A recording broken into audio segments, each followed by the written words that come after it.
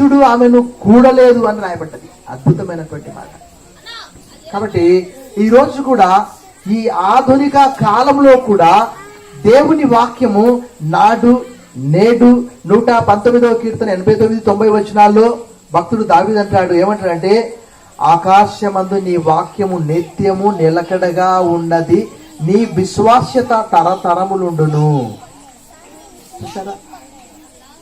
అబ్రహాము ఇస్సాకు 40 సంవత్సరాలకు వివాహం చేసుకున్నాడు.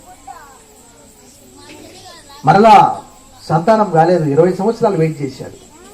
అదంతా కూడా మరలా ప్రార్థన చేస్తేనే రిబ్కా పిల్లలు. కాబట్టి ఇక్కడ చూడండి, అడుగడుగున దేవుని చిత్తాన్ని వెతికినట్లు మనం చూస్తున్నాం. ఈరోజు చాలా మంది కౌన్సిలింగ్ చేస్తూ ఉంటాను. నిన్న ఒక ఇంటికి వెళ్ళి కౌన్సిలింగ్ చేసి వచ్చాను. విశ్వాసినే వివాహం చేసుకోవాలి. అబ్రహాం అన్నాడు, నేను ఎవని మధ్య కాపురమున్నానో ఆ కనానీయులలో ఒకతెను నా కుమారుడైన ఇస్సాకు కొరకు చేయకూడదు సుమి. ఎందుకంటే కనానీయులు శపింపబడినటువంటి వారు హేయమైనటువంటి విగ్రహారాధన, చెట్లకు పుట్లకు వాటన్నిటిని చేస్తున్నారు. కాబట్టి అలా కాదు, నా బంధువులలో ఒకదాన్ని నువ్వు తీసుకొని రావాలి, ఫలానా చోటికి వెళ్ళి. అప్పుడు ప్రయాణమై వెళ్ళే సమయంలో ఎలియాజరు చేసే ప్రార్థన, నా ప్రయాణం సఫలమైందా లేదా, ఎక్కడికి వెళ్ళాలి, ప్రయాణమే వెళ్తూ ఉన్నాడు, చెక్ చేసుకుంటున్నాడు. దేవుడు నా ప్రయాణాన్ని సఫలం చేశాడా లేదా. అద్భుతమైనటువంటి మాటలు అవి. మీరు ఆదికాండం 24 చదివితే ఎలియాజరు అబ్రహాం గురించి ఇచ్చే సాక్ష్యం, యెహోవా నా యజమానుడైన అబ్రహామును బహుగా ఆశీర్వదించను గనుక నా యజమానుడు అబ్రహాము గొప్పవాడయ్యాడు. వెండి బంగారము పశువులు దాసదాసి జనాన్ని అబ్రహాముకు దేవుడిచ్చాడు. అబ్రహాం అంత ధనవంతుడు ఆ కాలంలో. యెహోవా ఆశీర్వదించాడు కాబట్టి అబ్రహాము గొప్పవాడయ్యాడని పనివాడైనటువంటి ఎలియాజర్ చెప్తున్నాడు, ప్రధాన దాసుడు.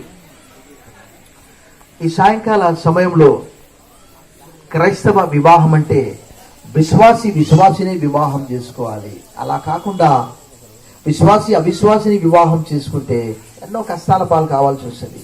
ఒకరు విగ్రహారాధన, ఒకరు జీవం కలిగినటువంటి దేవుణ్ణి సేవించడం. ఈ రాత్రి మరి శాంతకుమారి కూడా ఒక భక్తి కలిగినటువంటి యవనస్తునితో వివాహము రేపటి దినంన ఉదయకాలము చిత్తారెడ్డిపాలెంలో జరగనున్నది. కాబట్టి దేవుడు ప్రతి ఒక్కరి జీవితంలో ఒక టర్నింగ్ పాయింట్ ఇస్తాడు. దేవుని వాక్యంలో 145వ కీర్తనలో కీర్తనకారుడు తెలియజేస్తూ, యెహోవా అందరికి ఉపకారి, నీ క్రియలన్నీ నీకు కృతజ్ఞతాస్తుతులు చెల్లించుచున్నవి అని రాయబడింది. ఆయన చేసే ఆ మంచి పనులు, నరుల ఎడల నీవు జరిగించే ఆశ్చర్య క్రియలను బట్టి నరులు నీకు కృతజ్ఞతాస్తుతులు చెల్లిస్తారు అని అంటాడు కీర్తనకారుడు. ఈ రాత్రి ఈ కుటుంబంలో కూడా మరి యుక్త వయసులో వివాహం చేసుకోవడం కూడా దేవుని వాక్యంలో రాయబడినట్లు ఒక గొప్ప దీవెన. కొంతమంది వివాహం చేసుకోరు, అది దాని గురించి నేను ఇప్పుడు మాట్లాడాను. అది వారి ఇష్టము. ఎందుకంటే వివాహం అనేది కష్టం కాదు.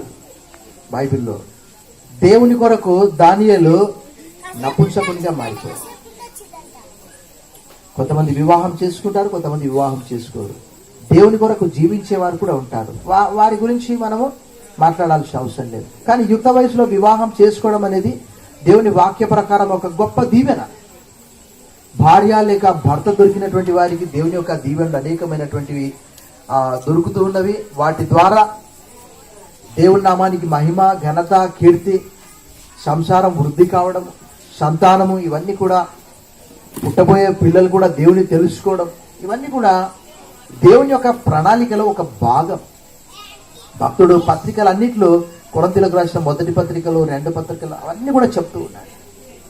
ఈ రాత్రి మనం కూడా దేవుని యందు నమ్మకం ఉంచినటువంటి వారంగా తప్పకుండా చాలా మంది చింతిస్తూ ఉంటారు, అయ్యో నాకు వివాహం అవుతుందా, నాకు వివాహం కాదా. కానీ తప్పకుండా దేవుని వాక్యంలో రాయబడినటువంటి మాట ఏంటి అని అంటే, యెషయా గ్రంథం 35